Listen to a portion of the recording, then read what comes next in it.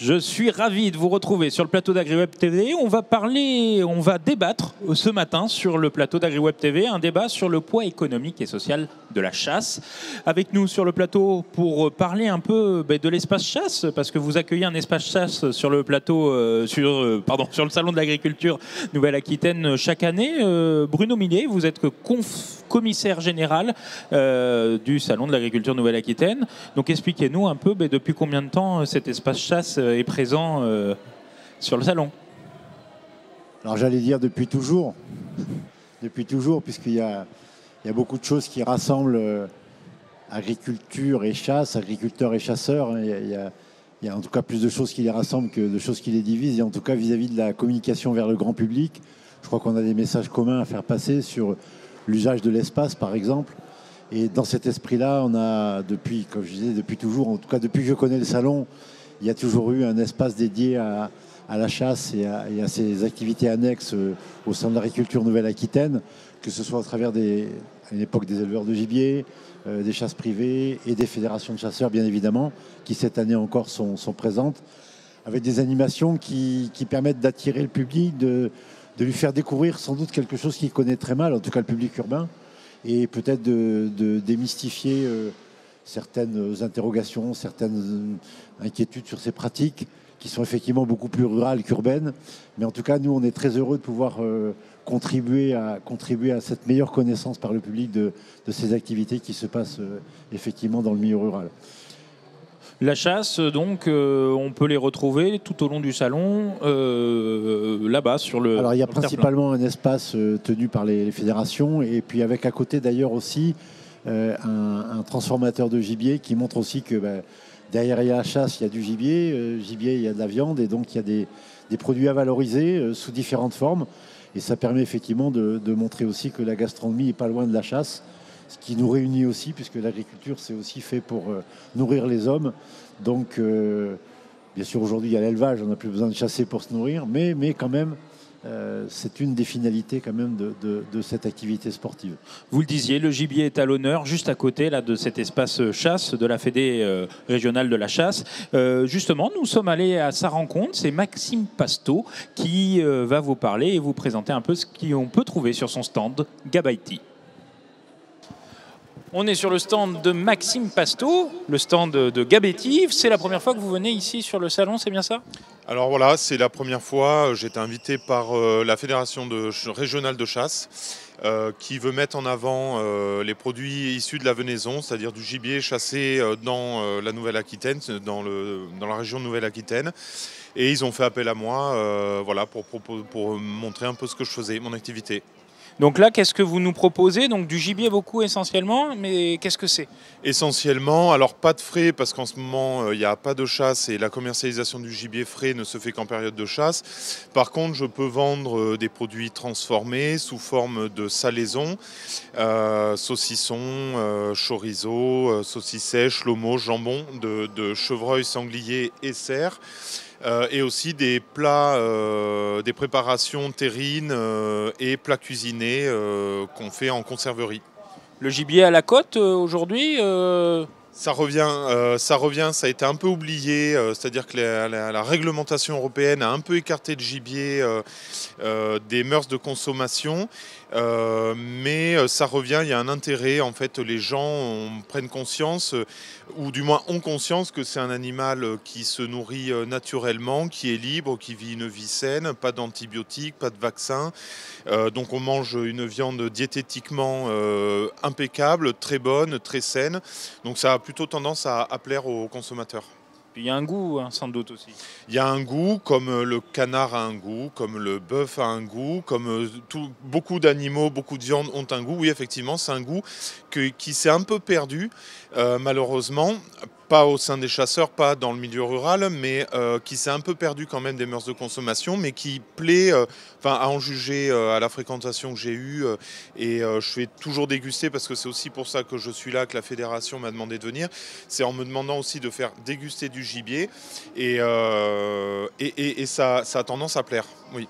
Donc quand est-ce qu'on peut vous retrouver là sur le Salon de l'Agriculture? C'est ce dimanche, ce lundi? Voilà, je serai là demain, dimanche et lundi de Pentecôte et je reviendrai vendredi et samedi de la semaine prochaine. Eh bien vous voyez, je reviens ici, là, sur le plateau. Ça a été très rapide, hein, d'un claquement de bois. Et autour de moi, il y a quand même énormément de personnes pour parler de la chasse ce matin et débattre sur ce poids économique de la chasse et social, hein, parce que il y a deux choses. On va commencer avec vous, Christophe Bouillet. Vous êtes secrétaire de la Fédération régionale de la chasse. Expliquez-nous, il y a combien de chasseurs peut-être en Nouvelle-Aquitaine? On peut commencer par avoir un peu ce panorama au niveau régional. Bonjour. Alors, il y a actuellement 170 000 chasseurs dans la région Nouvelle-Aquitaine, dont 5% de chasseresses. Je pense qu'il faut le préciser, c'est important. C'est important, effectivement. Et par rapport aux autres régions autour de nous, c'est beaucoup, 170 000? Alors, 170 000. Alors, la région Nouvelle-Aquitaine, c'est la plus grosse région cynégétique de France. Région Nouvelle-Aquitaine, 12 départements, 12 fédérations. C'est en région Nouvelle-Aquitaine qu'on trouve le plus grand nombre de chasseurs. Le plus grand nombre de chasseurs, donc ça veut dire que culturellement, c'est aussi très présent, je suppose. Alors la chasse, évidemment, est très présente. Je dis souvent que notre région, c'est une terre de tradition. On pratique bien évidemment beaucoup de modes de chasse, dont les chasses traditionnelles. La chasse est très très présente dans notre région. Et dans quel département, peut-être, on trouve plus de chasseurs? Je suppose qu'il y a plus de départements... Là, on a beaucoup de Landais quand même autour de la table, hein, faut le dire. On a beaucoup de Landais, je ne vais pas les décevoir, mais le département aujourd'hui qui pratique le plus à travers les chasseurs, c'est la Gironde. La Gironde malgré tout, oula. on débattra après de cela. Et au niveau national, la chasse, j'allais dire, bon, j'ose pas le jeu de mots, mais on tire un peu souvent à boulet rouge dessus. Quand je dis on, c'est la presse, hein, puisque voilà. Évidemment, on a tendance à tirer à boulet rouge sur la chasse au niveau national. Vous connaissez comme moi nos opposants. Malheureusement, ils nous le tirent dessus sans nous connaître, je dirais, et sans savoir ce qu'on peut faire. Parce que la chasse, on ne fait pas que prélever, on sait aussi faire d'autres choses, comme l'aménagement des territoires, par exemple. Justement, mais qu'est-ce que ce poids de la chasse au niveau national en France, c'est assez important. La chasse, vous le disiez, c'est une pratique, c'est un loisir aussi. Alors c'est une pratique, bien évidemment, c'est un loisir, mais la chasse, si on parle des dépenses nationales, c'est 4 milliards 200 millions d'euros la chasse en France, hein, dont parce que quand on parle de dépenses, je pense que le réflexe c'est raisonner munitions, armes.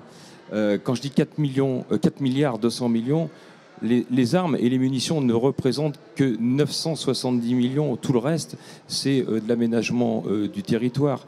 C'est de l'argent qu'on consacre à nos auxiliaires. Les chevaux pour ceux qui chassent à court. Nos chiens, bien évidemment. Les équipements. Voilà, c'est un tout. On ne parle pas uniquement d'armes et de munitions quand on parle de dépenses chasse. Oui, parce que les chasseurs, au niveau français, on a parlé au niveau régional, 170 000, mais en France, il y en a combien? Alors, presque 970 000, un petit million, on va dire, quoi. Voilà. Petit million de chasseurs en France. Donc c'est quand même beaucoup, et on a besoin de la chasse quand même en France aussi, il faut le dire. Bien sûr qu'on a besoin de la chasse en France. Pour réguler, évidemment, les animaux qui occasionnent des dégâts aux cultures, mais je pense qu'il ne faut pas se limiter à ces modes de chasse-là. La chasse se pratique depuis la nuit des temps en France. Quel que soit le mode de chasse, il faut le respecter et on a le devoir et l'obligation de préserver tous nos modes de chasse. Demain, il est hors de question qu'on condamne la chasse loisir. Vous parliez d'équipement, justement.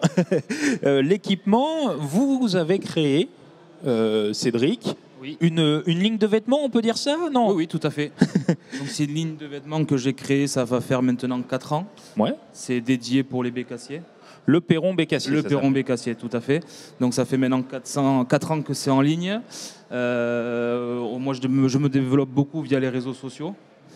Et maintenant, petit à petit, le but ultime, c'est d'intégrer des magasins partout en France. Donc le Perron bécassier, vous pouvez nous présenter, qu'est-ce que vous proposez finalement sur ce site? Alors On le on voit a à l'écran, commencé, d'ailleurs. voilà, tout à fait, ça c'est ma page d'accueil. On a commencé la première année à proposer une gamme de polos avec notre logo, avec 2 bécasses. Petit à petit, on a commencé à agrandir la gamme. Donc c'est des vêtements pour la vie de tous les jours. Et à côté de ça, depuis l'année dernière, on a commencé à faire des partenariats avec des marques pour du produit technique chasse. Donc, qu'est-ce qu'on y trouve dans ces marques? Est-ce que ça fonctionne bien? Vous avez eu des retours, je suppose, de vente? Oui, tout à fait, tout à fait, tout à fait. Oui, donc voilà, nous on n'a pas, par rapport à ça, on s'est lancé avec la marque Somlis. Donc on a fait un partenariat avec eux pour du produit technique pour les bécassiers, pour aller chasser dans nos forêts. Donc pour un moment, ça fait 1 an, on est très content de tout ça, oui. Au niveau de la marque, vous êtes aussi en magasin, en surface de sport, j'allais dire, magasin de sport. Oui, alors ça y est, on a commencé un peu à intégrer quelques magasins en France. Là, on est en train de développer aussi une petite gamme aux États-Unis. Et après, sur le site, on est distribué partout en France. Et après, on commence aussi à rentrer un peu avec des ventes beaucoup en Italie maintenant. Ouais, et ça pèse combien? Parce qu'en 4 ans, c'est tout jeune. On appelle ça presque une start-up, mais j'ai l'impression que maintenant, vous êtes plutôt une grande entreprise, presque. Non. On est modeste, on est quand même une petite société landaise. Mais effectivement, ça prend de l'ampleur d'année en année. Donc on est à plus de 200 000 euros de chiffre d'affaires pour une petite marque. Après, voilà, on est quand même une marque de niche, parce que des bécassiers, voilà, on est nombreux en France, mais par rapport aux autres chasses, c'est une petite niche. Et vous êtes vous-même chasseur, donc la bécasse, comment ça se chasse? Ah, la bécasse, c'est toute une histoire. C'est arpenter pour moi mes forêts landaises avec mes setters, et c'est la magie de cette chasse. Oui, parce que la bécasse, c'est une chasse particulière. Racontez-nous un peu comment ça se passe. Ah, bien sûr, c'est une chasse particulière. C'est un oiseau qui est migrateur, qui est sauvage. Donc voilà, donc il faut partir avec son chien, arpenter les forêts pour avoir la chance de découvrir une belle mort dorée en action de chasse. Et bien sûr, avec vos vêtements. Tout à fait. Ça attire la bécasse, c'est ça? C'est un porte-bonheur. Bon. Donc, vous avez trouvé votre public assez rapidement, finalement. Vous me disiez que c'était de la niche, mais il y a quand même un public de bécassiers. Oui. Oui, tout à fait. En France, il y a quand même une belle population de chasseurs à la bécasse, et c'est des vrais passionnés. Donc c'est vrai qu'on a essayé de mettre ça dans notre marque, et à l'heure d'aujourd'hui, ça plaît énormément à nos clients. Et pourquoi le Perron bécassier? Le Perron bécassier, tout simplement parce qu'en fait, c'est une action un peu mythique de la chasse à la bécasse. C'est 2 bécasses qui décollent en même temps devant son chien. Donc c'est votre logo? C'est mon logo. J'ai bien compris. On va parler un peu de presse, j'allais dire agricole, non, de presse spécialisée en chasse. Vous, Tommaso, vous n'êtes pas chasseur, hein, visiblement.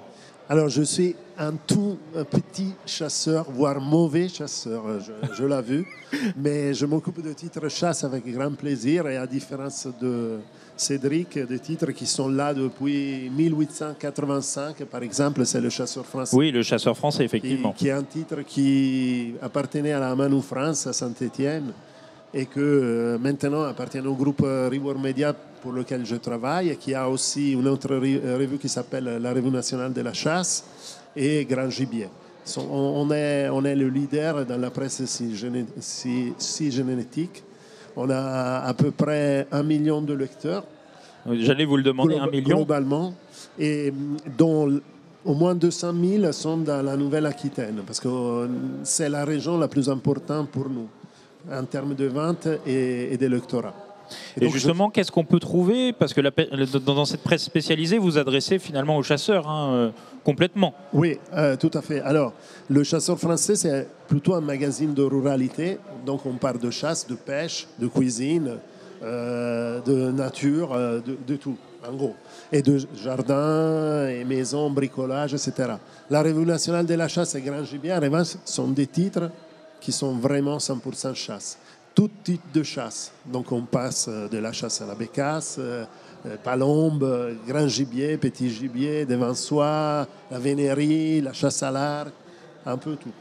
Donc vous disiez 1 million de ventes sur la France, c'est ça? Alors, 1 million de lecteurs. De lecteurs? Oui, les ventes, on a 200 000 ventes tous les mois pour le chasseur français. On en a 40 000 pour la Revue nationale de la chasse et 20 000 pour le grand gibier. Il y a des titres de presse qui seraient un peu jaloux de vous. Ouais, franchement, oui. On peut le dire. Il y a de quoi être jaloux. Il y a de quoi. Justement, moi j'allais dire, c'est pas compliqué aujourd'hui de vendre. Vous êtes toujours à l'équilibre ou ça baisse ou ça remonte justement peut-être? Non, alors la presse, je ne vais pas vous cacher que la presse c'est un peu à la baisse, mais nos titres, compte tenu du fait qu'ils parlent de passion, résistent mieux que les autres. Disons, sont très en phase avec les passionnés de la chasse et avec ce mode de vie. Et donc, on essaye de changer un peu le titre pour être en phase avec ce qui se passe aujourd'hui. Donc, si une fois on avait plus petit gibier, aujourd'hui on fait plus grand gibier. Parce qu'on suit un peu les tendances de la chasse, donc plutôt sanglier, plutôt cerf, plutôt qu'à une époque, et il y avait les perdreaux, etc. Vous parlez de tendances de la chasse, justement. Il y a des tendances, c'était ma question. Oui, alors ça, ce sont les grandes tendances. Donc la chasse évolue vers le grand gibier, et donc il y a un peu un changement de l'équipement. Ça plaît, disons, aux fabricants, parce qu'on doit changer un peu son équipement, acheter des carabines plutôt que des fusils. Ça change aussi les balles, donc il n'y a plus de cartouches, il y a des balles. Il y a tout un tas de choses qui sont liées à ces changements. Après, il y a des chasses qui sont historiques, qui ne changent pas, donc la bécasse, ici la palombe, toutes ces chasses-là sont encore, heureusement, se portent heureusement très très bien. Oui, et puis ils sont ancrés aussi dans notre culture, j'allais dire, régionale. Exactement. Nous, on fait de la presse, mais on essaye aussi de se diversifier. Et parmi les choses qu'on essaie de faire, on va dans l'événementiel et on a créé justement avec Cédric et avec Kevin, à qui je donne la parole, un nouveau salon qui s'appelle Terre de Chasse. J'allais vous demander justement, Terre de Chasse, qu'est-ce que ce salon? Donc là vous êtes trois, peut-être qu'on vous repassera la parole pour un peu rebondir sur ça. Ce salon Terre de Chasse, là ça va se dérouler bientôt, je crois, en septembre, c'est bien ça? Oui, alors à la toute fin du mois d'août, donc le 30, 31 août et 1er septembre 2024 pour la première édition.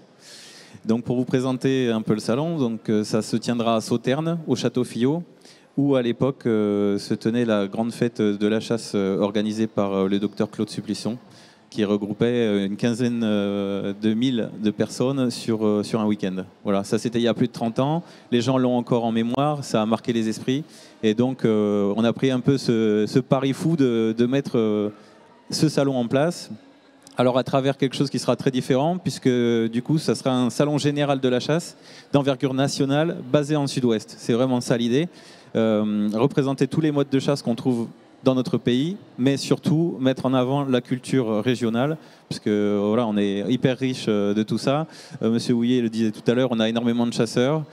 Tous les voyants sont au vert pour qu'on puisse créer un événement d'ampleur dans la région. Vous attendez combien de personnes sur cette première édition? On a quand même des ambitions. Oui, alors c'est difficile sur un premier projet de pouvoir se baser sur un nombre de visiteurs. Ce qu'on a décidé nous de faire pour ne pas prendre énormément de risques et partir sur du réel, c'est de partir sur ces 15 000 personnes qui visitaient à l'époque la grande fête de la chasse. Voilà, donc c'est vraiment un minimum qu'on se fixe nous, sachant que là, l'ampleur n'est pas du tout la même et la communication non plus. Et j'allais vous demander, donc, qu'est-ce qu'on va pouvoir trouver sur ce salon de la chasse? Donnez-nous un peu l'eau à la bouche et partagez-nous votre programme. Alors justement, je vous invite dans un premier temps à aller voir sur nos réseaux sociaux, sur le site aussi internet de Terre de Chasse. Voilà, on le voit à l'écran. terredechasse.com, voilà. On a un petit film qui a été mis en ligne hier.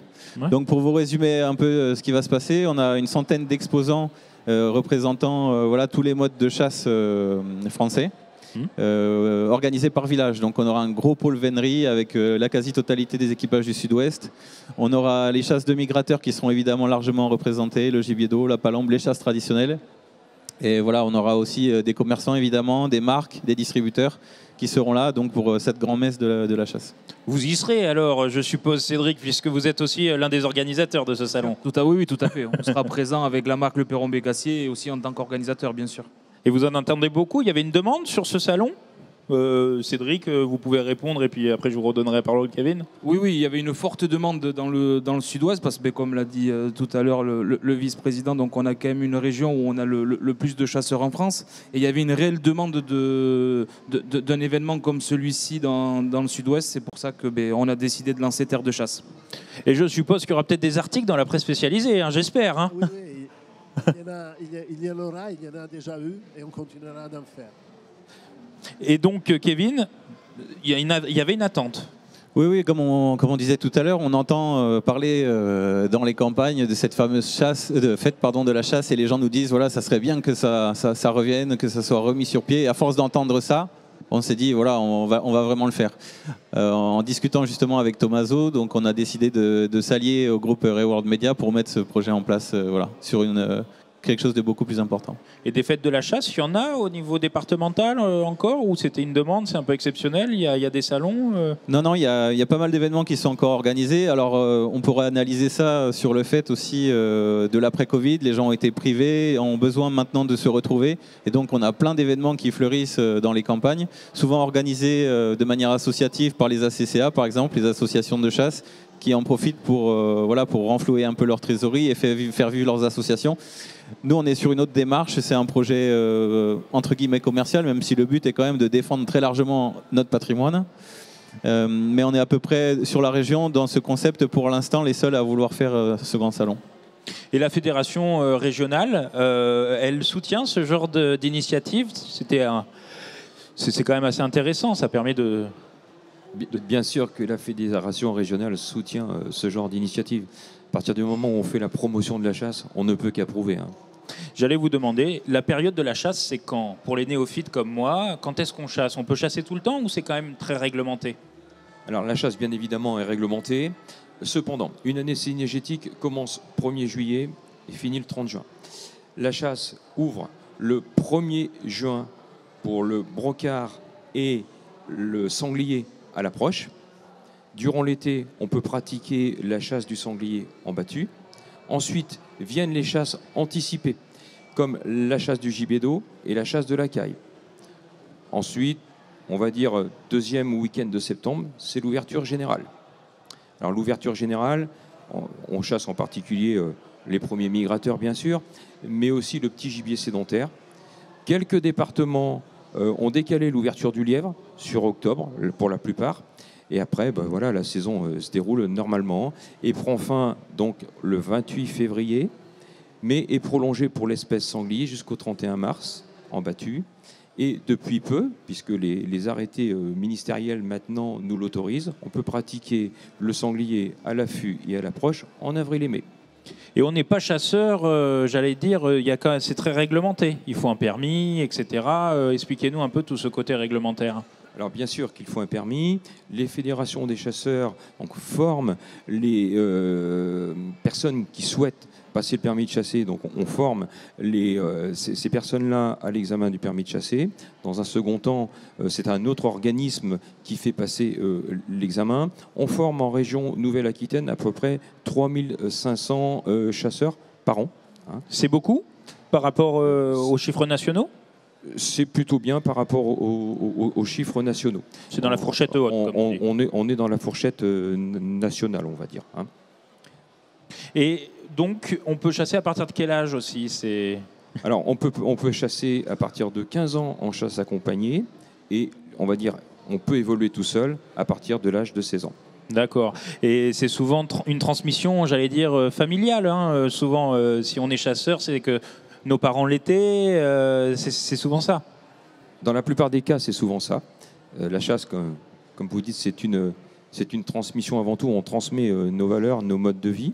Mais parfois, on a des personnes qui viennent s'inscrire au permis de chasser, qui ne sont pas du tout issues du monde de la chasse, qui n'ont pas ni le papy, ni le papa qui chasse. Cependant, par curiosité, ils viennent passer l'examen du permis de chasser pour aussi profiter tout simplement de la nature le week-end ou dès qu'ils ont un moment. Profiter de la nature. J'ai l'impression que c'est un peu ce qui nous réunit. Justement, la nature, la ruralité, vous en êtes le défenseur, Julien, c'est bien ça?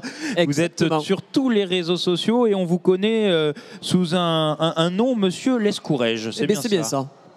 Mais qui c'est ce personnage? Monsieur Lescourège, c'est un personnage qui a été inventé de toutes pièces, néanmoins en s'inspirant des gens qui habitent mon village, c'est-à-dire ces gens qui nous ont transmis la passion pour la chasse, la pêche, et puis pour le monde rural, l'agriculture. Donc aujourd'hui, je défends un peu ça. Je fais passer des messages sur les réseaux sociaux, parce qu'aujourd'hui, il faut savoir que la chasse, elle rassemble les hommes bien plus qu'elle les divise. Voilà, c'est un message très important. Vous êtes sur les réseaux sociaux, combien de personnes vous suivent? Tout réseau confondu, 100 000 abonnés. C'est énorme. C'est pas mal. Ça occupe les soirées. Ça occupe les soirées, mais ça occupe aussi vos journées, parce que je suppose qu'il faut produire aussi. Il y a beaucoup de montage vidéo, de photos, mais voilà, on le fait pour la bonne cause. Et qu'est-ce qu'on y trouve justement? Vous défendez un peu cette culture de la chasse, ou vous êtes au naturel? Alors au départ, je suis avec mon béret, des lunettes, je joue un personnage assez ancien, 89 ans, et qui parle un peu de tout ce qui peut se faire dans un village, c'est-à-dire les concours de pêche, les parties de chasse, les soirées dans les cercles, enfin vraiment la vie du monde rural, ce que les gens ne voient pas et qui quand même est dans tous les tout petits villages. Et comme chez moi par exemple, j'ai encore un petit bistrot qu'il faut faire tourner, j'ai mes parties de chasse, j'ai mes parties de pêche avec mes collègues, et ça il faut vraiment le mettre en avant, c'est très très important. Et vous faites quoi comme métier initialement, vous? Alors je suis poissonnier. Ah non. Voilà, pour un grand groupe. Alors, à poissonnier, mais vous pratiquez quand même la chasse? Et je pratique la chasse uniquement, la chasse à la palombe au filet. D'accord, donc ça aussi c'est culturel, j'allais dire. C'est culturel, c'est encore un des seuls moyens où on peut attraper un oiseau vivant et le relâcher vivant. Voilà, au détriment du fusil qui, quand un oiseau est tué, eh bien, il sera prélevé pour être mangé. Voilà. On comprend bien. Comment ça se passe là, au filet? C'est quand même assez... La chasse au filet, c'est une chasse où il faut être coupé d'Indien. C'est-à-dire que si vous n'êtes pas silencieux, vous n'attraperez jamais une palombe au filet. Voilà. Sinon, on est caché dans les bois, dans des cabanes, hein. Voilà, dans les forêts de pins, de chênes. Et le but étant, c'est d'apercevoir les premiers vols de palombes, attirer avec des appelants et les faire poser dans nos pins, les chanter, ces palombes, les faire descendre au sol, et avec un peu de chance, attraper un joli coup de filet. Ça peut être une palombe, passer 2 heures pour en attraper qu'une, ou en attraper un peu plus avec un peu de chance. Vous disiez, il faut passer du temps finalement. Mais qu'est-ce qu'on y trouve? C'est un peu la même chose qu'on trouve, j'allais dire, la pêche, mais on passe du temps, on passe du temps ensemble. C'est ce qu'on recherche quand on est chasseur? Quand on va à la chasse, on crée un moment, c'est-à-dire on crée un moment de partage, on crée un moment d'amitié. On y va aussi seul pour se retrouver avec soi-même. C'est hyper important de passer un moment seul avec son chien ou même sans chien. On va se ressourcer quand on va à la chasse ou à la pêche. Hein, je veux dire, c'est un moment de ressources. On se reconnecte à la nature parce qu'on s'est bien déconnecté de ça. Aujourd'hui, il faut le voir, hein, on est tous avec nos téléphones, moi le premier. Et quand on va à la chasse quand même, on se reconnecte avec tout ce qui est autour. C'est-à-dire la nature, la pluie, le temps, regarder les oiseaux, c'est hyper important. Et voilà, c'est un moment de connexion. Un moment de connexion, vous confirmez là tous autour de la table, cette connexion c'est essentiel. Mais j'allais vous demander justement ce lien, ce poids, c'est une association, c'est associatif aussi. Il y a des associations de chasse, dont vous parliez, Kevin. Il y a énormément d'associations et heureusement ces associations font vivre les villages. Hein. C'est-à-dire qu'aujourd'hui, si on enlève les sociétés de chasse dans les villages, il n'y aura plus aucune fête. Parce que ce sont elles qui font vivre ces villages. C'est grâce aux sociétés de chasse et de pêche qui font vivre aujourd'hui les tout petits villages. Voilà. Et vous êtes dans les Landes alors, hein? Voilà, je suis un peu tricheur. Je suis dans les Landes girondines, sur les premières terres graveleuses du Sauternais, où va se passer ce sublime événement terre de chasse. Vous y serez alors? Bien évidemment. Donc on a bien noté, hein, c'est 30, 31 et 1er septembre, 30 voilà, août ça, oui. et 1er septembre. Justement, ces différentes pratiques de chasse, c'est un peu une question globale. Hein. On a l'impression que c'est sociétal, c'est de la culture, c'est culturel. Il y a vraiment des terres de chasse, quoi. Oui, c'est ce que disait un peu Julien aussi. Alors, bien sûr, c'est associatif, ça peut être individuel, mais c'est au-delà d'une pratique, d'un loisir, entre guillemets. Disons personnellement, moi je vois ça plus comme un art de vivre. Ça fait partie de nos êtres, c'est une culture, c'est vraiment culturel. C'est-à-dire qu'on en parlait tout à l'heure, avec toutes les attaques qu'on subit en ce moment, si on nous enlevait la chasse, il y a une partie de nous-mêmes qui serait morte. Je veux dire, c'est au-delà d'une pratique, vraiment. C'est ancré dans nos êtres. Oui, on parle de pratique, c'est du loisir aussi, on peut dire ça? Oui, je veux dire, c'est un moment où on se régale, où on partage, il y a du plaisir, donc on peut voir ça comme un loisir, mais c'est vraiment un style de vie. C'est-à-dire que dans nos journées, on a nos métiers respectifs, on a nos familles, et il y a la chasse qui prend une place aussi très importante. Si on n'y va pas pendant quelques jours, bon, le curseur est différemment placé en fonction des personnes, mais il nous manque quelque chose. Il faut aller dehors, il faut prendre l'air, il faut se reconnecter. Et on pratique tous les week-ends ou... Alors, on espère. Je ne sais pas si on est des modèles sur ce point. Nous, on a la chance de pouvoir un peu s'organiser pour pouvoir chasser. Donc, c'est plusieurs fois par semaine. Hein. C'est vraiment plusieurs fois par semaine. J'allais dire, Julien, vous vous adressez à qui, vous, en tant que, défenseur de la ruralité, et si on ose le mot influenceur, même si vous n'aimez pas ce mot?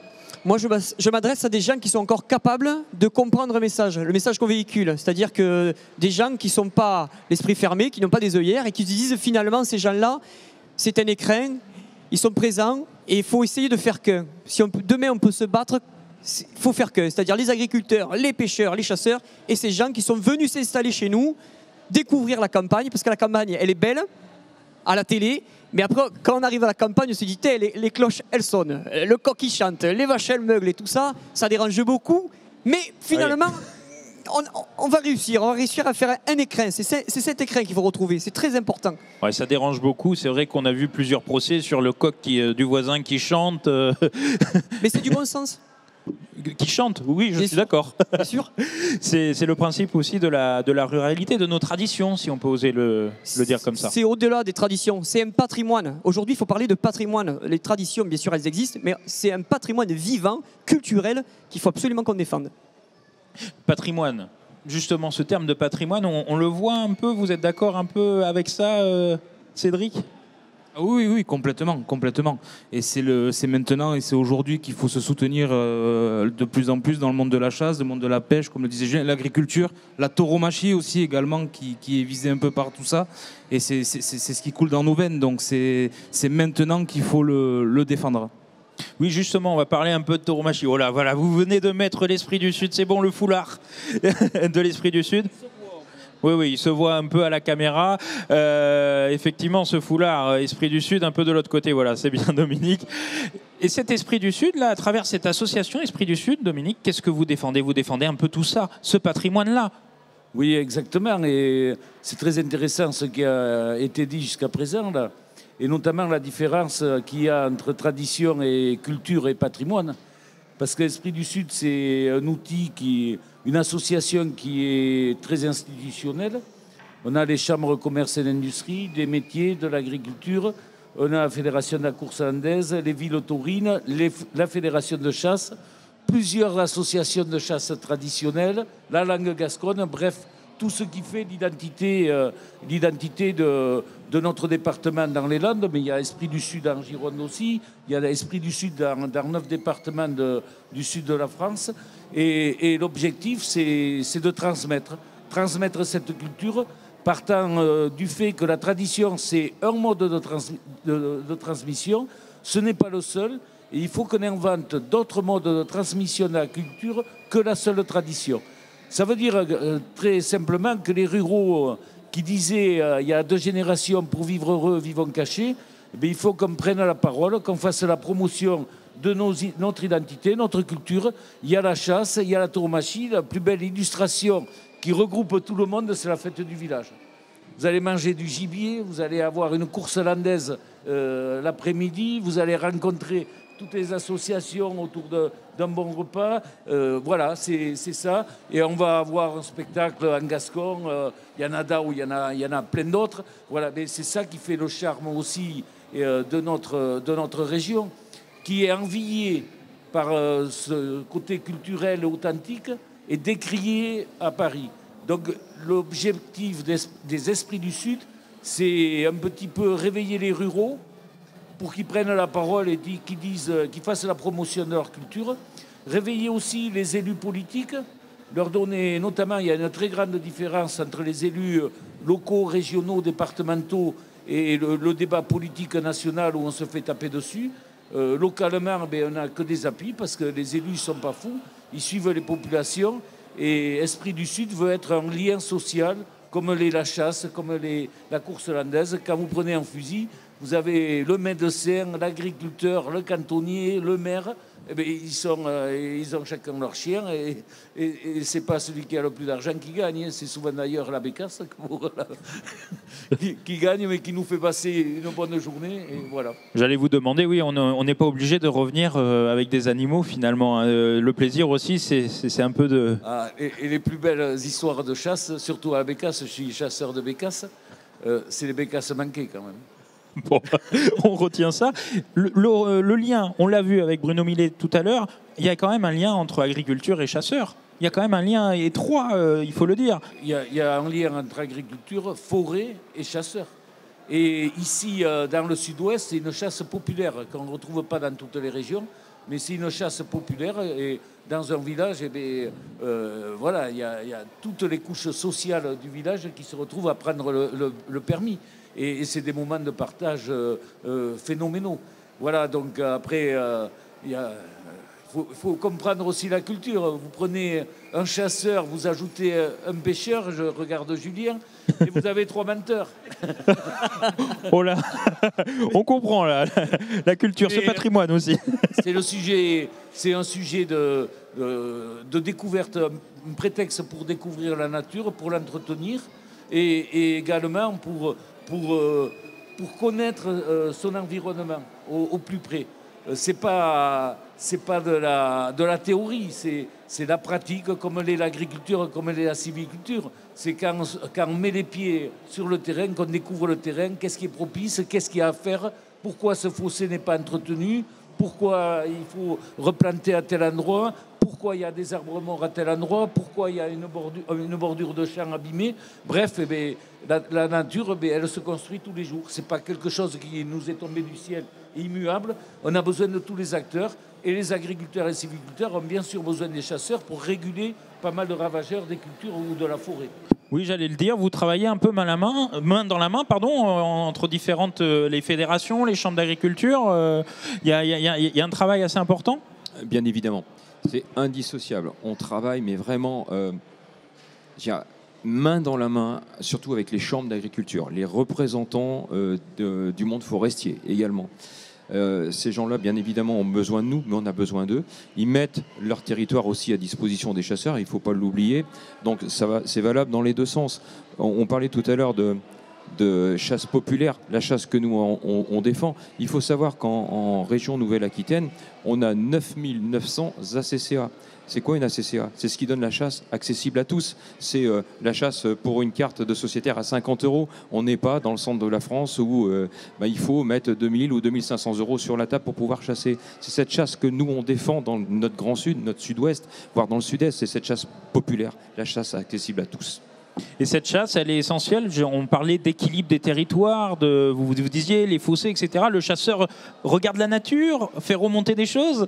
Bien évidemment que celui qui observe le plus la nature, je pense que c'est le chasseur, c'est le pêcheur. On parlait de transmission tout à l'heure. Non seulement on regarde la nature, mais on sait l'identifier. Qu'est-ce qu'on peut transmettre à nos enfants? C'est faire la différence entre un chêne et un châtaignier, faire la différence entre un canard siffleur et un canard pilé, entre une girole et un cep de Bordeaux. C'est ça aussi la transmission, ce sont les valeurs qu'on peut rencontrer lorsqu'on pratique la nature au quotidien. Et le poids économique, pour revenir un peu au poids économique de la chasse, je ne sais pas lequel d'entre vous va pouvoir répondre à cette question, ça pèse vraiment beaucoup, on l'a vu, 4 milliards 200 millions en France de dépenses pour pouvoir pratiquer la chasse. Donc c'est quand même beaucoup, Dominique? Oui, mais avec Esprit du Sud Landes, et avec les partenaires, et dont le conseil départemental des Landes, et l'enseignement agricole et rural, on lance à la rentrée une étude sur un canton pour voir sur une dizaine de villages chefs-lieux du canton que représente la culture locale dans l'économie locale. Donc au niveau social, c'est difficile à quantifier, mais c'est facile à apprécier. Encore faut-il mettre les mots sur ce que l'on vit, mais après il y a toute une économie locale qui est dépendante de cette culture. C'est un mode de vie qui entraîne bien sûr des dépenses, des recettes. Et on a des élèves de lycée agricole qui sont après un BTS et qui vont regarder dans une dizaine de villages autour de Mugron comment s'organise la culture locale, qu'est-ce qu'elle représente, avec le pan économique, bien sûr, le pan social, le pan culturel, et peut-être, et j'espère, comme c'est des jeunes qui vont faire avec des professeurs très engagés, qui nous expliqueront aussi comment transmettre ce mode de vie, parce qu'il n'y a rien de mieux que des jeunes pour parler à d'autres jeunes sur un mode de vie qu'ils ont découvert. On parle de transmission. Est-ce que vous avez l'âge moyen des chasseurs, peut-être, niveau national ou régional? Alors, l'âge moyen est de 52 ans. C'est quand même âgé, finalement. 52 ans. Alors, ce qu'il faut savoir aujourd'hui, c'est que les personnes qui s'inscrivent à l'examen du permis de chasser ont, là, 50% ont moins de 24 ans. Quand même. Quand même. On retrouve de plus en plus les jeunes à la chasse aujourd'hui. Oui, parce que ce souci de transmission, je ne sais pas, dans vos différentes associations de chasseurs, est-ce que l'âge moyen est plutôt vers le haut ou plutôt vers le bas? Même si là, autour de la table, c'est plutôt 50-50, j'allais dire. Quel est... Oui, on peut le constater assez facilement. Dans les équipes de chasse, on a beaucoup de têtes blanches. Malheureusement, ces gens ne vont pas forcément retransmettre leur savoir, ce patrimoine qui nous est si cher finalement. On n'oblige pas les enfants à continuer. Il y a des obligations aussi de la vie qui font que on a de plus en plus de responsabilités, etc. Les gens sont peut-être tournés aussi sur d'autres choses à faire le week-end. Mais oui, on essaie en tout cas de notre côté, en tant que jeunes aussi, de faire en sorte de faire passer des nouveaux messages avec des nouvelles pratiques, vraiment pour sensibiliser les gens et leur montrer que la chasse aussi a évolué et qu'on est aussi, nous, ouverts à la présentation de notre mode de vie à des non-chasseurs, par exemple. Dominique, vous vouliez réagir sur le côté transmission, justement? Oui, mais avec Esprit du Sud, on est en train de structurer des commissions de jeunes pour occuper les réseaux sociaux, ce que l'on pas... vu notre âge, on n'est pas les plus doués, c'est vrai. Bon, on fait des efforts, mais donc on a une équipe de jeunes qui le fait. Et ce qu'il y a de remarquable, c'est qu'on a des jeunes du cru qui sont restés là. Il y a beaucoup de jeunes en région aussi qui vont faire leur carrière professionnelle en ville, à Bordeaux, à Toulouse, à Paris. Et c'est les jeunes les plus motivés souvent, les témoignages les plus poignants, des jeunes qui sortent de leur cadre de l'enfance, de ceux qu'ils ont connus à la campagne, qui vont travailler en ville et qui se disent « mais qu'est-ce que je suis en train de perdre ?» Et alors, c'est des visios en permanence avec des gens qui font leur vie professionnelle aux quatre coins de la France pour faire la communication Esprit du Sud et dire en quelque sorte aux régionaux, là, aux Aquitaines et aux Aquitains, il dit mais regardez la richesse que vous avez et parlez-en autour de vous. Assez. La maxime pour vivre heureux, vivons cachés. Et qu'est-ce qu'il faut faire après? Prendre une claque et tendre l'autre joue. Il faut qu'on se batte pour notre culture et les jeunes sont prêts à se battre, mais il faut qu'à notre âge aussi on parle de culture et pas de tradition.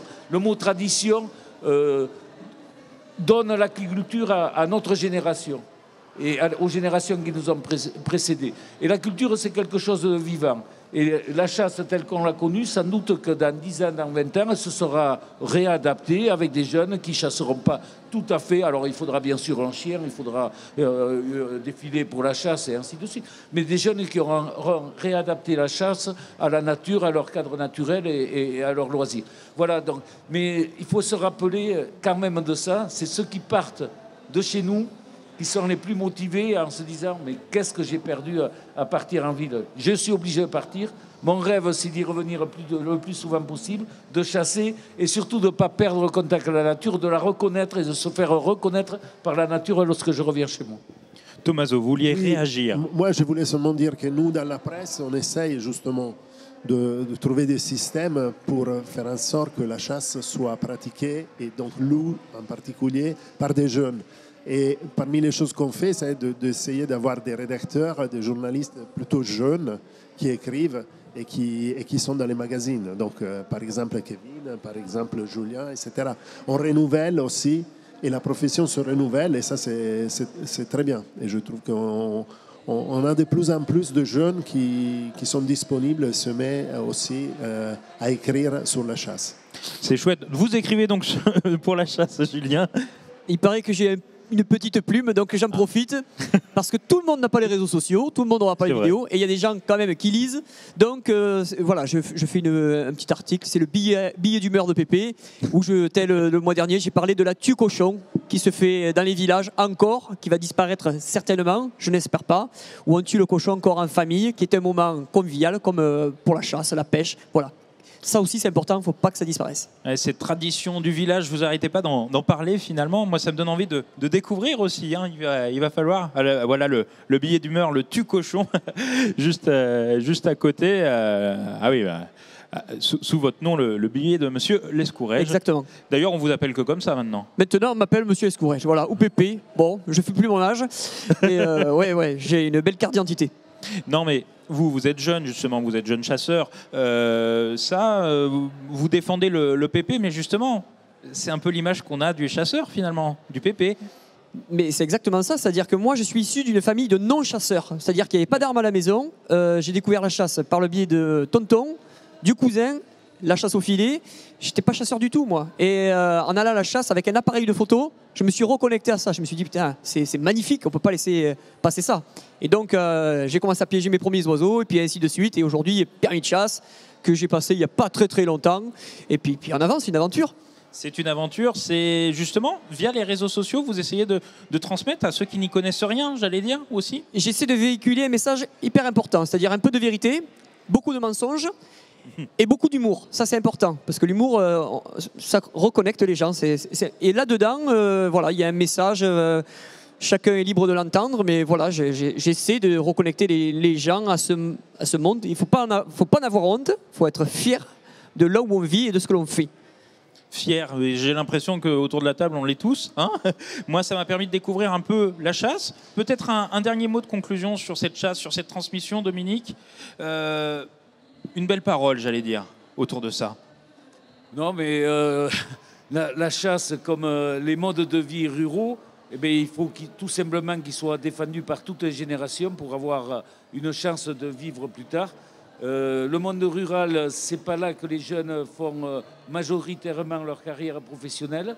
Par contre, tout le monde y revient. Mais encore une fois, il y a deux appels. Hein. Un appel aux néo-ruraux. Venez découvrir notre culture, puisqu'on est parmi les régions les plus attrayantes. Venez tout simplement voir qu'est-ce qui fait l'attrait de nos régions. Et aux anciens ruraux, soyez accueillants. Et pour symbole, dans notre département, et en lien avec l'Association des maires des Landes, on est en train de faire un livre d'accueil des Néo-Landais. Voilà, alors, y a pas et ça bouge beaucoup dans les Landes, hein, mine de rien. C'est un peu le centre du monde. De la France. Mais du monde aussi. Mais bon, je suis l'année d'origine, je ne vais pas m'en cacher. Ah bon, on ne l'avait pas compris. Et je travaille dans les Landes là-dessus, avec une équipe d'ailleurs qui est magnifique, très diverse. Et on est riche de nos diversités entre les coursailles, ceux qui sont les aficionados, les chasseurs, les Gascons. Bon, bref, on est tous différents, mais on veut tous la même chose. C'est de transmettre notre mode de vie. Et il faut que les ruraux actuels s'ouvrent sur ce qui vient. Il faut qu'il y ait un pas qui soit fait de chaque côté. Et encore une fois, les élus locaux, on a pratiquement zéro problème avec eux. Au contraire, on les a à nous soutenir dans la grande majorité des cas. Le débat politique national, il nous déçoit. Je ne suis pas sûr que les ruraux soient les seuls déçus là-dessus. Mais on a l'impression d'être un peu... laissé pour compte. Laissé pour compte, une souffrance en quelque sorte, où l'élite serait végane ou je ne sais pas quoi, et les pauvres ploucs de la campagne. Donc c'est un mépris que notre culture n'admet pas. Dans le village, personne n'est maîtrisé. Hein, tout le monde est respecté. Celui qui a pas réussi trop sa vie, c'est peut-être le meilleur à la pêche ou le meilleur à la chasse ou le meilleur quelque part. Et il donne des leçons à tous les autres. Et il est respecté pour ce qu'il est. Alors c'est ce respect et cette tolérance qu'on doit prêcher. Mais encore une fois, il faut qu'on soit entendu aussi par quelques débats nationaux qui sont irresponsables parce que casser le lien social, c'est facile. garder le lien social. Le lien social, il se construit tous les jours.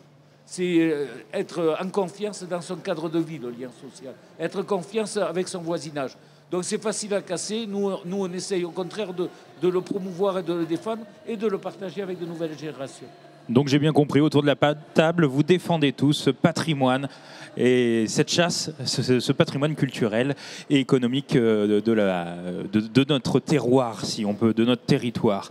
Merci beaucoup en tout cas d'avoir participé à ce débat et nous on se retrouve pour une nouvelle émission et n'hésitez pas à passer au stand et à l'espace chasse de la fédération régionale, ici au Salon d'agriculture Nouvelle-Aquitaine et puis on se retrouve nous pour une nouvelle émission assez rapidement.